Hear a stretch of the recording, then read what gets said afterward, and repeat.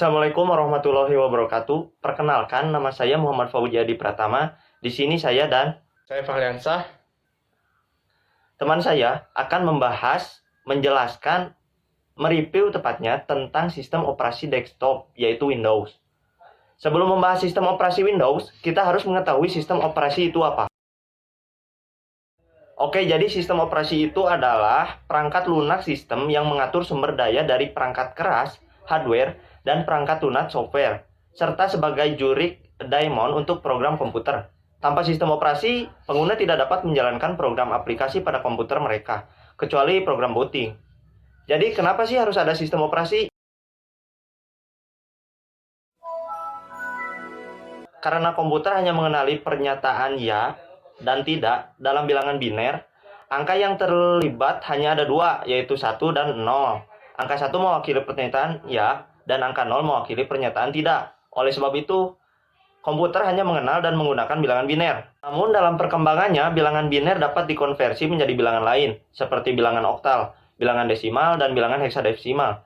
Dengan bantuan sistem operasi, misalnya kita menginputkan huruf A. Nah, kan komputer itu tidak mengenal huruf A, maka dengan sistem operasi huruf A itu sebelumnya diterjemahkan ke dalam bilangan biner. Jadi apa yang kita inputkan terus diterjemahkan melalui bantuan sistem operasi, dilanjutkan ke komputer, dan komputer mengirim feedback kepada kita ke tampilan GUI dengan diterjemahkan terlebih dahulu melalui sistem operasi. Intinya sistem operasi itu adalah sebagai jembatan, lebih tepatnya penghubung antara perangkat keras komputer, hardware, dan brainware itu sendiri, yaitu pengguna komputer atau manusia ya. Sistem operasi itu sangat banyak sekali ya, karena hampir semua aplikasi saat ini berjalan dan memerlukan sistem operasi. Sistem operasi ada banyak jenisnya, seperti sistem terbuka, open source, dan tertutup, proprietary. Contoh sistem terbuka seperti Linux, dan yang tertutup ada macOS dan Windows. Oke, cukup untuk membahas secara garis besar tentang sistem operasi. Mari kita lanjutkan dengan apa yang akan teman saya bahas, yaitu sistem operasi Windows. Windows adalah sistem operasi yang dibuat oleh Microsoft. Microsoft sendiri dikenal sebagai perusahaan IT terbesar yang ada di dunia, yang sejak awal ingin mendedikasikan diri dalam pengembangan teknologi terbaru. Salah satu produk unggulan yang kini masih sangat diminati adalah sistem operasi Windows. Windows sendiri merupakan sebuah sistem operasi yang digunakan untuk data center atau server. Sebenarnya Windows merupakan salah satu sistem operasi yang berisi kode-kode yang dapat digunakan sebagai otaknya komputer. Dengan digunakannya produk Windows, komputer dapat menyala dan dapat digunakan untuk mengolah data, baik itu input atau output data sesuai yang dikehendaki oleh penggunanya. Dalam setiap perkembangannya Windows memang menawarkan beragam produk baru yang tentunya akan semakin mempermudah manusia, khususnya dalam mengolah data. Dalam memahami pengertian Windows sebenarnya cukup mudah. Windows juga memiliki pengertian lain.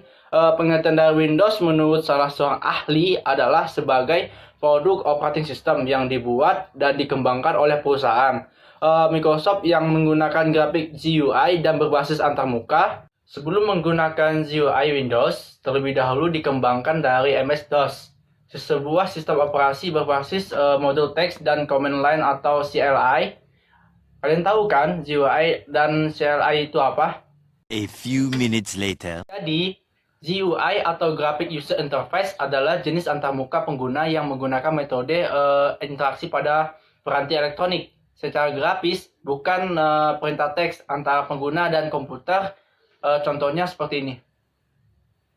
Dan CLI atau Command Line Interface adalah interface atau antarmuka berbasis teks yang digunakan untuk berinteraksi dengan perangkat lunak dan sistem operasi. Dengan mengetikkan perintah ke dalam antarmuka dan menerima respon dengan cara yang sama, jadi CLI itu seperti ini tampilannya. Sejarah Windows.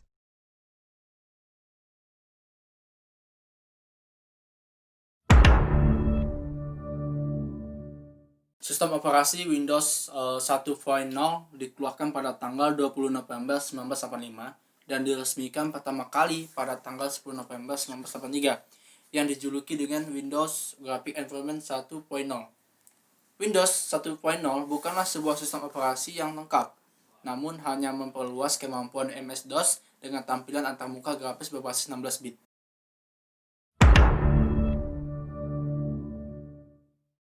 Windows 2.0 mendapatkan keuntungan karena dapat menggunakan prosesor terbaru pada tahun itu, yaitu Intel 286 prosesor, memori yang lebih besar, dan fitur komunikasi antar aplikasi dengan menggunakan Dynamic Data Exchange. Dengan peningkatan dukungan grafis, pengguna sekarang dapat mengatur besar kecil ukuran jendela dan penambahan dukungan untuk keyboard. Jadinya, kita dapat menggunakan Windows dengan hanya berbekal keyboard dan juga dukungan keyboard shortcut. Windows 2.0 sendiri diluncurkan pada tanggal 9 Desember 1987. Lalu, dirilis selanjutnya yaitu Windows 2.1 sampai Windows 2.03. Menambah fitur yaitu Protected Mode dan penggunaan memori yang lebih besar pada prosesor Intel 386. Windows 3.0 dirilis pada tanggal 22 Mei 1990. Windows 3.0 memiliki kemampuan dukungan kartu grafis SPGA atau XGA dan juga icon. Microsoft menyediakan SDK atau Software Development Kit, sehingga para developer peranti lunak dapat mengembangkan aplikasi agar mampu berjalan di Windows 3.0 ini. Sistem ini mengenalkan Virtual Device Driver atau VXD yang berguna untuk meminimalisasi ketergantungan setiap driver pada perangkat keras tertentu. Sistem ini berevolusi menjadi Windows 3.1 yang mengenalkan fitur multimedia dan True TV Font. Sistem ini memudahkan end user karena adanya fitur dan drag and drop. Windows versi 3.0 ini berkembang menjadi Windows 3.11 yang mendukung aplikasi networking. Windows 95 yang memiliki nama kode Chicago dalam masa pengembangan dirilis tanggal 24 Agustus 1995, Windows 95 sudah terintegrasi dengan 32-bit TCP/IP, Transmission Control Protocol or Internet Protocol, dan sudah mendukung jaringan internet, dial-up networking, dan dukungan plug and play, di mana kita bisa menginstal device dengan hanya mencolok kabel hardware-nya. Versi 32-bit dari Windows 95 ini terdapat peningkatan kapabilitas multimedia, fitur yang lebih kaya untuk mobile computing dan networking yang sudah terintegrasikan. Pada 25 Juni 1998, Microsoft merilis sebuah sistem operasi Windows baru yang dikenal sebagai Windows 98. Windows 98 dianggap sebagai revisi minor terhadap Windows 95, tapi secara umum dilihat jauh lebih stabil dan dapat diandalkan dibandingkan dengan pendahulunya Windows 95. Windows 98 mencangkup banyak driver perangkat keras baru dan dukungan sistem berkas 432 yang lebih baik yang mengizinkan partisi untuk memiliki kapasitas lebih besar dari 2 GB. Sebuah batasan yang terdapat di dalam Windows 95. Dukungan USB di dalam Windows 98 pun juga jauh lebih baik dibandingkan dengan pendahulunya. Dengan kehadiran Windows 98, ini mengundang banyak kontroversi saat Microsoft memasukkan penjelajah web Microsoft Internet Explorer ke dalam sistem operasi dan tidak dapat dicabut, sehingga menjadikan Windows Explorer dan GUI Windows mampu menampilkan direktori seolah-olah halaman web. Windows 2000 termasuk ke dalam keluarga Windows NT, dirilis pada 17 Februari 2000. Windows 2000 ini khusus dibuat untuk kalangan bisnis. Ada versi profesional, server, advanced server, dan data center server. Untuk pengguna rumahan, Windows merilis Windows ME beberapa bulan kemudian.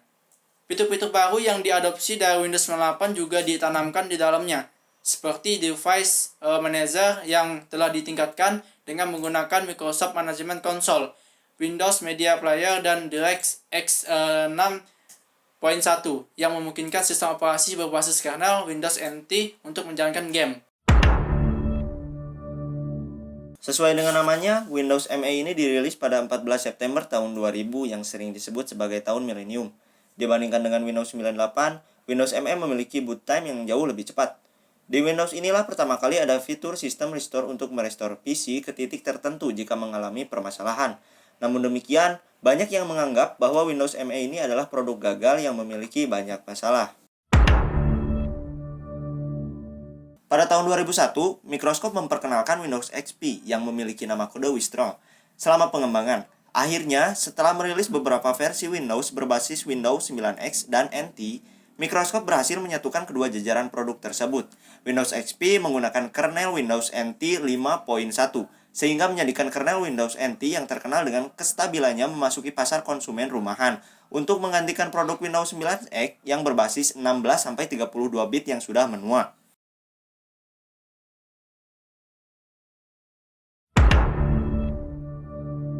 Tanggal 30 November 2006, Microsoft meluncurkan versi baru Windows untuk pengguna rumahan. Sementara untuk kalangan bisnis pada tanggal 30 Januari 2007 dengan nama Windows Vista. Fitur-fitur pada Windows Vista perubahannya boleh dikatakan radikal, terutama pada bagian user interface. Kemampuan sekuritas juga ditambahkan oleh Microsoft, sehingga Microsoft mengklaim versi terbarunya ini lebih stabil, aman, dan memanjakan pengguna komputer.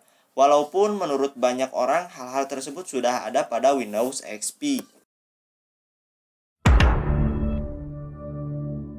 Rilis selanjutnya setelah Windows Vista adalah Windows 7, yang sebelumnya dikenal dengan sebutan Blackcomb dan Vienna. Saat pertama kali dirilis, Windows ini memiliki kernel NT versi 6.1 build 7600, yaitu perbaikan dari Windows Vista di mana saat rilis pertama memiliki kernel NT 6.0 build 6000. Windows 7 yang dirilis pada tanggal 22 Oktober 2009 ini memiliki keamanan dan fitur yang baru. Di antaranya adalah jam list, text bar yang membuka program dengan tampilan kecil, Windows Media Player 12, Internet Explorer 8, dan lain-lain. Beberapa fitur yang unik adalah sidebar yang berganti nama menjadi gadget dan bebas ditaruh kemana-mana pada desktop. Tidak seperti sidebar yang hanya bisa diletakkan di tempat tertentu. Fitur itu membuat Windows 7 menjadi menarik.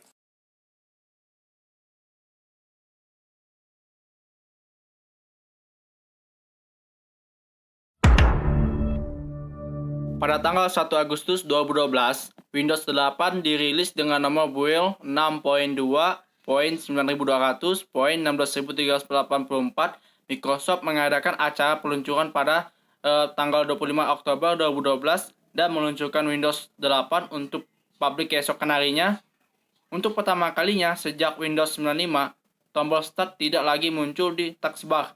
Meski layar Start-nya masih harus dibuka dengan mengklik sudut kiri bawah layar dan tombol Start di kotak COM. Pada tanggal 27 Agustus 2013, Windows 8.1 dirilis dengan nomor build 6.3.9600.16384.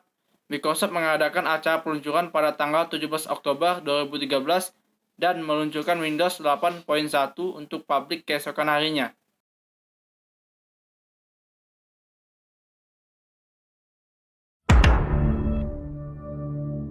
Dan yang terakhir ada Windows 10. Windows 10 merupakan sistem operasi komputer pribadi yang dikembangkan oleh Microsoft sebagai bagian dari keluarga sistem operasi Windows NT. Diperkenalkan pada tanggal 30 September 2014 dan dirilis pada 29 Juli 2015 dan pada November 2015. Threshold 2 dari Windows 10 versi 10.0.10586 dirilis ke publik. Pertama diperkenalkan pada bulan April 2014 pada konferensi Build.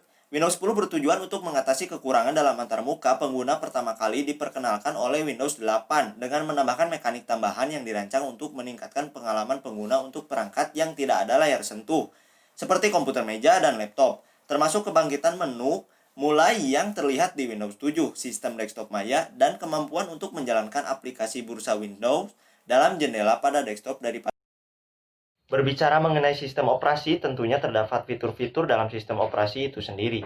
Sistem operasi saat ini mungkin sudah familiar dengan fitur-fitur seperti eksekusi program, interupsi, mode terproteksi, dan supervisor, manajemen memori, memori virtual, multitasking, disk access, dan sistem file, driver device, networking, keamanan, graphical user interface.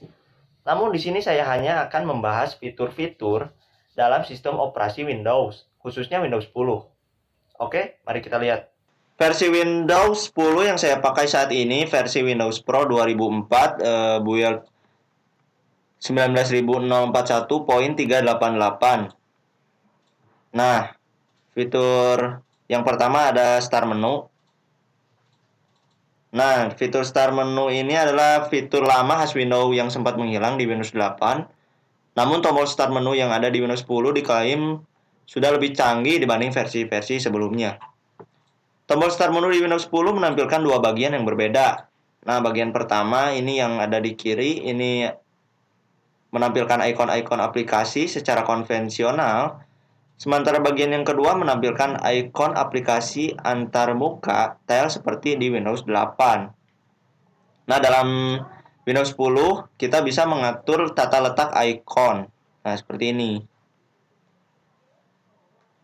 Dan kita juga bisa meresize ukurannya. Nah, seperti ini ya.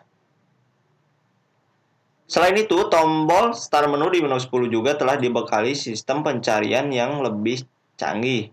Hasil pencarian yang ditampilkan nantinya tidak hanya akan memperlihatkan hasil pencarian aplikasi saja, namun ada pada web.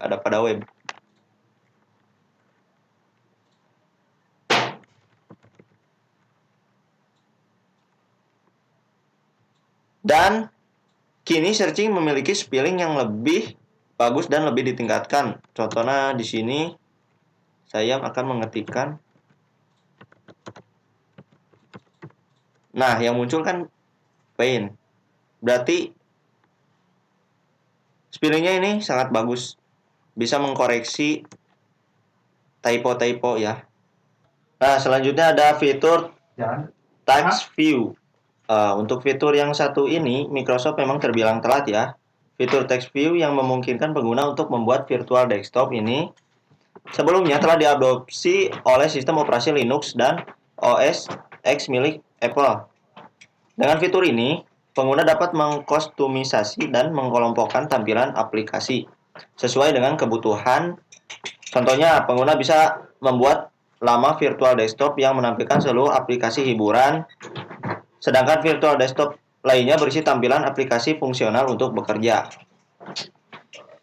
Nah, dalam tampilan terbaru ini, kita bisa merename desktop sesuai keinginan kita.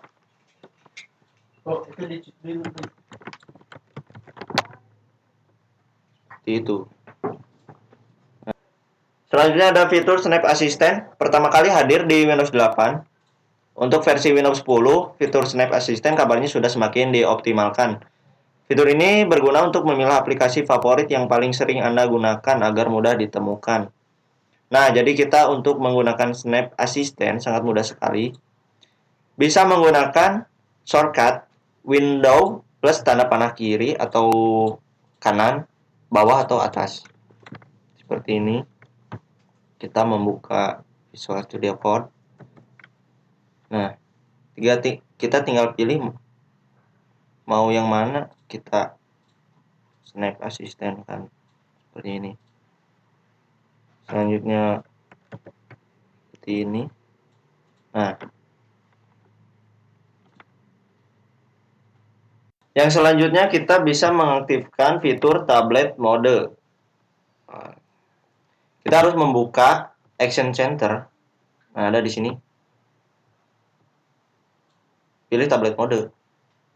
Nah, ketika tampilan juga berubah. Oke. Tablet mode ini diperuntukkan untuk ya pengguna Windows yang layarnya bisa disentuh. Nah, di sini ada virtual keyboard. Semuanya nggak berubah sih.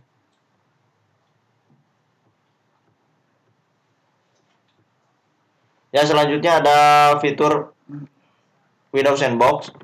Ini adalah fitur terbaru dari Windows 10, khususnya pada Mei 2019 update ya. 2019 update. Cara mengaktifkannya kita harus ke menu Windows Features on and off.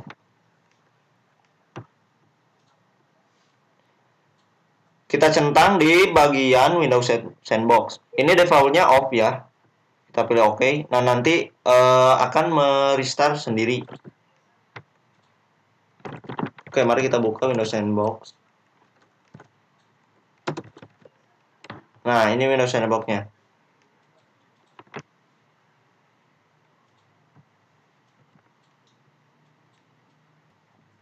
Jadi Windows Sandbox ini diperuntukkan untuk kalian yang ingin menginstal aplikasi dari internet atau mentesting aplikasi supaya tidak berimbas kepada OS utama. Jadi apapun yang terjadi tidak akan berimbas kepada OS utama. Seperti ini tampilan Windows Sandbox. Nah, selanjutnya mungkin ini fitur kurang berguna untuk kebanyakan orang, tapi beda kasus jika penggunanya seorang gamer. Ini akan sangat membantu sekali. Kita bisa gambar ini ya. Kita bisa membuka Windows plus G.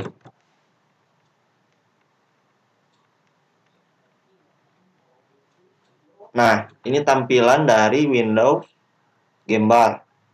Di sini kita bisa screenshot, record last 30 second, kita bisa start recording, dan kita bisa on off kan suara, bisa mengatur suara dari aplikasi, bisa melihat performance, ada CPU, GPU, RAM, dan FPS tentunya. Nah, dan yang terakhir ada fitur Cortana. Fitur Cortana ini merupakan kecerdasan buatan yang mirip seperti Google Assistant dan Siri milik Apple. Kita coba Cortana ini bisa apa.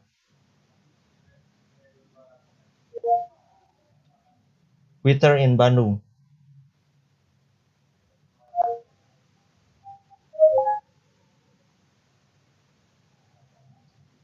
Nah, langsung kan membuka di web, tapi melalui Bing.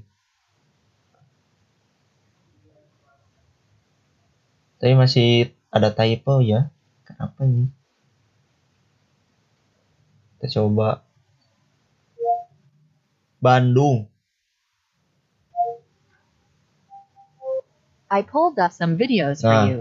tuh langsung searchingin video. Oke. Nah, itulah tadi sekilas mengenai review sistem operasi Windows. Semoga dapat menambah pengetahuan kalian apa itu sistem operasi dan sejarah perkembangannya sehingga saat ini. Saya Farliansah dan teman saya Muhammad Fauzi undur diri. Wassalamualaikum warahmatullahi wabarakatuh.